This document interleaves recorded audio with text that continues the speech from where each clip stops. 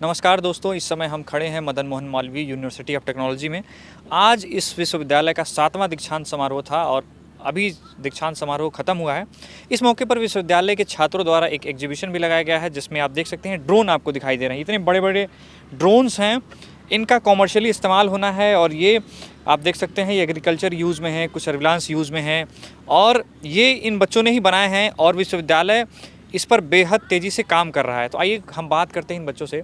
क्या नाम है आपका? सर मेरा नाम राजदीप यादव है। राजदीप जी। Yes sir. तो ये किस तरह के ड्रोन हैं और आपको उसको बताइए सर ये ड्रोन्स एग्रीकल्चर पर्पस के लिए यूज़ होते हैं। जैसे हमको पता है कि स्प्रेइंग वगैरह करने के लिए जो पेस्टिसाइड्स वगैरह छिड़काव करना होता है, तो हर एक रीजन में नहीं पहुंच पाता है और कितना डालना है, कितने अमाउंट में डालना है, तो वो सब नहीं पता होता है। तो सर ये ड्रोन्स बड़ा प्रिसाइजली कुछ सेंसर इसमें लगे हुए हैं जिसको वो समझ जाता है उन सेंसर से और उसके बाद स्प्रेइंग वगैरह कर देता है बहुत इफेक्टिवली। तो ये आप लोगों ने प्रैक्टिकल भी यूज़ भी किया है खेतों में ऐसे? ये सर हम लोग टेस्टिंग वगैरह करते रहते हैं कई जगह हमारा।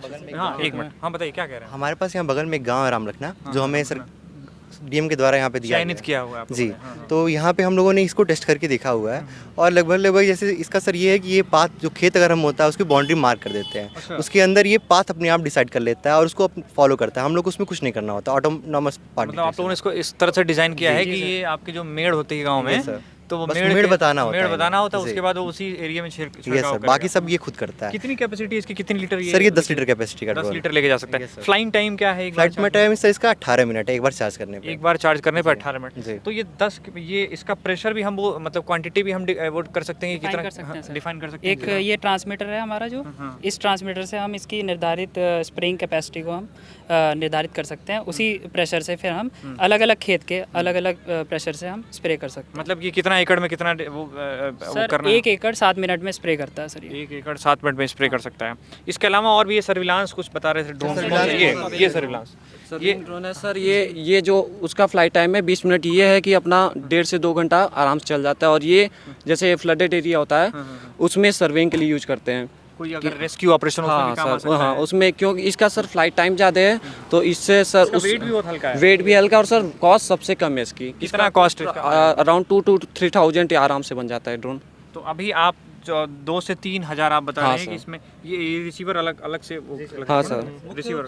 हाँ बताइए। मुख्य रूप से हम मेड इन इंडिया इनिशिएटिव पे काम कर रहे हैं। हाँ। अगले 3 सालों में हमारा टारगेट है, अभी जो भी पार्ट जैसे बैटरी अभी हम इंपोर्ट करते हैं चाइना से या फिर किसी कहीं बाहर से इंपोर्ट करते हैं, तो हमारा अभी टारगेट है अगले 3 सालों में खुद की बैटरी बना सकें, खुद की मास प्रोडक्शन में जा सकें। अभी जैसे इस ड्रोन का कॉस्ट 3 लाख रुपये आ रहा है, तो कैसे हम इसको 50,000 से 60,000 तक ला सकें मतलब ताकि जब मास लेवल पर जो उसका जी, प्रोडक्शन करेंगे तो रेट cost कम हो कम जाएगा। आएगा। तो अभी हम उस पर काम कर रहे हैं। अगले 2 से 3 साल हम डेडिकेटेड है इस काम पे। अगले 2 से 3 सालों कितने समय से आप लोग इस सप्लाई प्रोजेक्ट कर पे काम सकते कर रहे हैं? इसको बनाने में हमें 6 महीने लगाए, लेकिन 3 सालों से हमारा एक प्रोजेक्ट चल रहा है। इसमें हमने बहुत सारे अलग अलग तरीके के ड्रोन बनाए हैं और अगले 3 सालों का हमारा अगला टारगेट है जहाँ पे हम मास प्रोडक्शन में अब जाएंगे। हमने सर रिसर्च एंड डेवलपमेंट किया है 3 साल में। 3 साल के बाद हमें आपको अभी पता लगा होगा हमारे कॉलेज को C2S प्रोग्राम के लिए एलिजिबल हुआ है।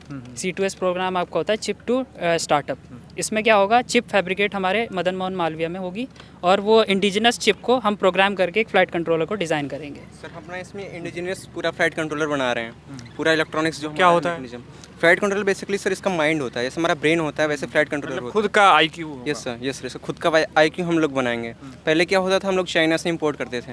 अभी हम लोग खुद का इसका इनिशिएट कर रहे हैं। चाइना के इंपोर्ट करने में दिक्कत ये होती होगी कि मतलब वहाँ के एनवायरनमेंट के हिसाब से वो प्रोग्राम होता होगा। यहाँ का एनवायरनमेंट कुछ और है, यहाँ के रिक्वायरमेंट कुछ और में से यूज़ करते हैं और अगर ये कंपोनेंट हम चाइना से इंपोर्ट कर रहे हैं तो वहाँ पे पार्टिकुलर यूज़ केस वहाँ खत्म हो जाएगा हमारा, अगर हम चाइना का कंपोनेंट यूज़ हम कर उस पर रहे ट्रस्ट नहीं कर सकते। जी। डेटा सिक्योरिटी भी नहीं रहेगी सर। अगर चाइना का है तो डेटा सिक्योर कैसे कर मतलब सकते हैं? उसको अपने यहाँ ही हम डेवलप करेंगे तो वो हमारा रहेगा और उस पर हम सिक्योर पूरी तरह का फोकस इस समय यही है कि हम लोग सारे कंपोनेंट से लेके सारे ड्रोन के सारे बॉडी पार्ट्स अपनी यूनिवर्सिटी के अंदर बनाए। जैसे आप ये वाला देख रहे हैं ये। तो इसकी पूरी बॉडी 3D प्रिंटेड है हमारे खुद के कॉलेज के अंदर। अच्छा। ये जो फ्रेम 3D प्रिंटिंग मशीन आपके यहाँ है? जी सर, जो ये बॉडी होती थी फ्रेम, तो ये हमें पहले से खरीदना पड़ता था पहले बाहर से।